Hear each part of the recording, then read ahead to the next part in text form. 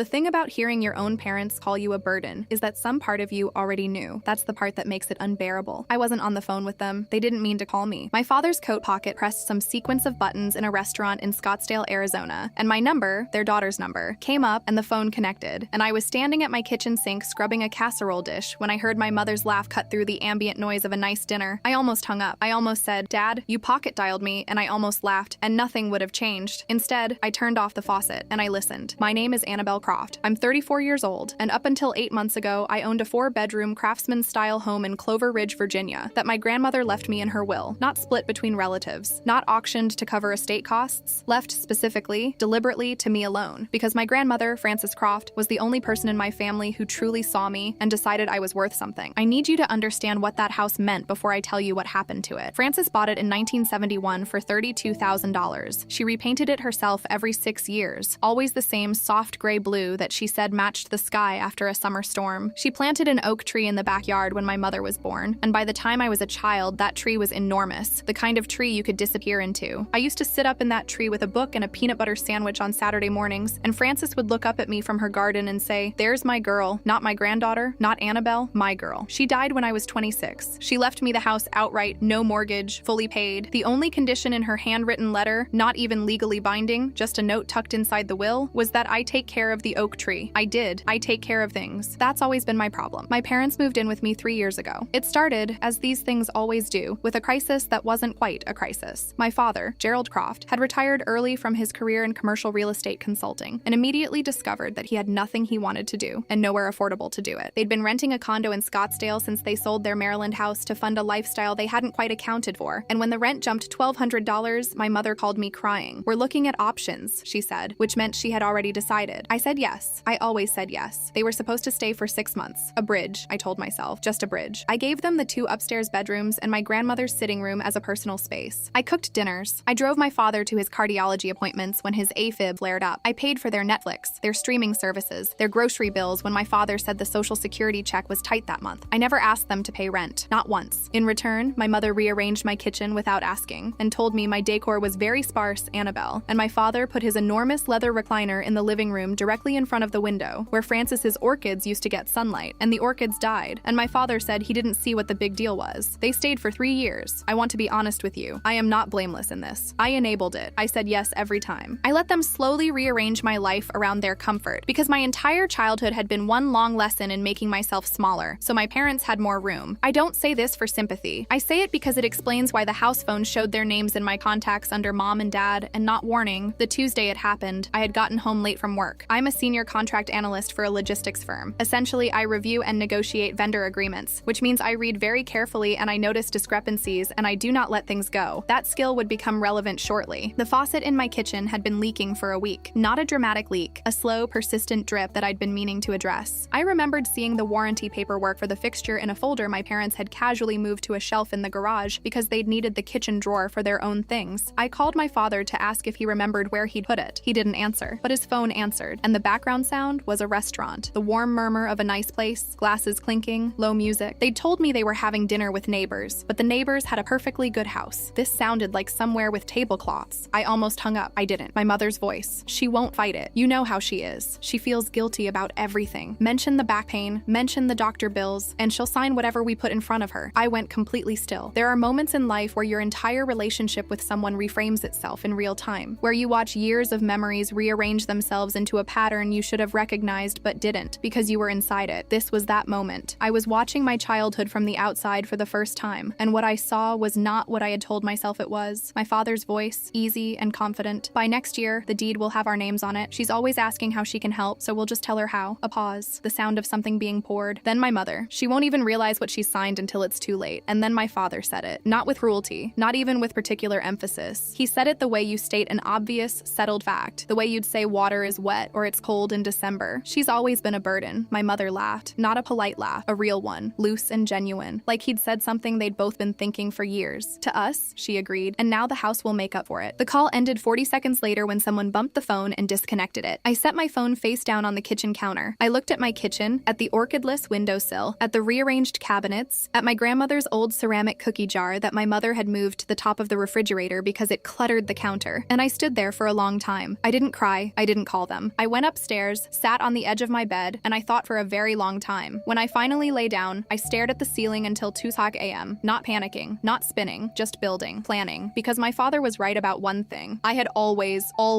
known how to take care of things. They were leaving for Italy in 2 days. This was the vacation I had funded, $4,200 for flights, plus the villa rental, plus spending money I'd wired them in March because my mother said their travel card had an issue, and could I just spot them, they'd pay me back. They had not paid me back. They never paid me back. This was the pattern, and I had maintained it faithfully for 34 years. The Italy trip meant 10 days. 10 days where they would be unreachable and jet-lagged and busy performing the leisure of people who had figured out how to make life comfortable for themselves. 10 days was more than I needed. At 8:15 the following morning, I called Vivian Park, my property attorney, a woman I'd retained 3 years earlier when I first had my will reviewed after Francis died. I had asked her then whether there was anything I needed to do to protect the property, and she had explained my rights clearly and thoroughly, the way she did everything, and I had filed the information away. Now I needed to use it. Vivian, I said, I need to sell the house, fast. Off-market, cash, no listing. A pause, not a surprised one. Vivian Park, JD, 14 years in property law, does not do surprised. Timeline? The buyers need to close before I leave town. I'm leaving in 10 days. I know a buyer who has been looking in Clover Ridge. Cash, no contingencies. They've been waiting for something off-market. How fast? I can have paperwork drafted by end of day. Do it. I need to be very clear about something. The house was mine, free and clear. My name alone on the deed. My grandmother had made sure of it. She had, in fact, had Vivian's predecessor in that same office review the bequest specifically to make sure there were no shared claims. There was nothing fraudulent about what I was doing. I was selling my own property. That's not a crime. My parents had no legal right to that house. They had never had it. They had only ever had my guilt, and I was done being managed by it. 46 hours later, I signed the closing paperwork in Vivian's office on the 14th floor of a downtown Richmond building. The buyer, a developer named Marcus Leith, shook my hand and said it was a beautiful property. I thanked him. I did not look at the check for very long. I already knew the number, $980,000. Every cent of it moved into a new account my parents didn't know existed, at a bank they'd never heard me mention. I drove them to the airport myself. This is the part I replay sometimes, and I don't know exactly how to feel about it. I was composed. I was pleasant. I listened to my mother describe the villa they'd booked, a farmhouse outside Siena, stone floors, a lemon grove, and I said it sounded beautiful. I watched my father haul his carry-on out of my trunk with the grunt he always performed to remind people his back hurt, and I did not comment. At the departures terminal, my mother hugged me. She was wearing the silk scarf I'd bought her for her birthday in February, aubergine, hand-printed, from a boutique in Georgetown that I'd spent 20 minutes researching because she'd mentioned once that she wanted something Italian. I had bought it before the phone call. I note this not with bitterness, but with a kind of exhausted clarity. She smelled like her perfume. She said, "Don't forget to water the plants, Annabelle." I said, "I'll take care of everything," and I meant it. I watched their flight disappear. Then I went back to my grandmother's house, my house for 9 more days, and I began. I walked the house with a yellow legal pad and a thermos of coffee, and I made 3 columns at the top of a page. Mine, theirs, trash. I was methodical, and I was honest. The furniture Francis had left me, mine. The kitchen equipment I'd bought myself, mine. My books, my work files, my grandmother's ceramic cookie jar, the photo albums, the art on the walls I'd chosen, the oak tree in the backyard that I'd had professionally trimmed twice, mine. My father's recliner, theirs. My mother's extensive collection of decorative figurines, theirs. Their clothing, their documents, their medications, their kitchen additions, the Turkish rug my mother had brought without asking and placed over Francis's original hardwood, as if the hardwood weren't beautiful on its own, theirs. A few things were genuinely ambiguous, and I was generous in those cases. If I wasn't sure, it went in the theirs column. I hired a moving crew for my things, white glove service. Careful, efficient men who wrapped Francis's china in tissue paper and carried the framed photographs like they were fragile, which they were. My belongings went to a storage unit in Richmond, and then to the apartment I had already leased under a new address I'd chosen specifically because it was not listed anywhere associated with my name yet. My parents' things went to a separate storage facility in Clover Ridge, 10 minutes from the house. I paid 6 months of rent upfront under their names, using a cashier's check. I taped a note with the unit number and access code to the inside flap of an envelope and left it in the storage unit itself, which meant they'd only find it after they figured out where their things had gone. I am not a cruel person. I want to be clear about that. I made sure their things were safe. I made sure they had access to them. I made sure there was a path forward, even if it was one they'd have to find themselves. On the last morning, the house was empty. My footsteps echoed. I walked every room one final time. I stood in the kitchen and looked at the windowsill where the orchids should have been. I stood in the backyard and put my hand on the oak tree. Francis's oak tree, older than me, older than my parents' marriage, older than any plan my father had ever made. The new owners had agreed, in writing, to maintain it. I had made that a term of sale. Marcus Leith had said, absolutely, of course, and I believed him, because it was in the contract. And Vivian Park does not leave things out of contracts. I left the keys on the kitchen counter. I taped one note to the inside of the garage window, facing outward, printed in clean 24-point type on a single sheet of of paper. A burden did this. Then I got in my car and I drove. I was 210 miles away when my neighbor Carrie texted me at 4:14 p.m. They're here. I pulled into a rest stop. I put the car in park. I sat with my hands in my lap and I let myself imagine the scene. The Uber from the airport, my mother in her Italian souvenir sunglasses, my father's carry-on with the broken wheel he'd never gotten fixed, both of them sun-tired and expectant, the familiar street, the familiar house, except the for sale sign was already gone because the listing had never been public, and the lockbox was gone. And when my father pressed his key into the lock, it would not turn, because the locks had been changed that morning by a locksmith named Derek, whom I had paid in cash. Carrie's next text came at 4:17. Your dad is kicking the door. Your mom is screaming into her phone. This is intense, Annabelle. Are you okay? I texted back, I'm okay. Please don't engage with them. You don't owe them anything. The voicemails began at 4:23. My father first, voice controlled, speaking the way he spoke when he was certain he was the most reasonable person in any room. Annabelle, there has clearly been some kind of mistake with the locksmith or the property manager, or just call me back. This is going to be fine, but you need to call me back immediately. My mother at 4:31, softer, searching for a register that would unlock me. Sweetheart, we just got home and something's wrong with the house. We're confused. Are you okay? Please call us. A neighbor, not Carrie, at 4:38. Someone I didn't know well, concerned, relaying that my parents were distressed and asking if I could call. My father again at 4:52. The controlled tone was gone. Annabelle, we found the note. A burden did this? That's supposed to be clever?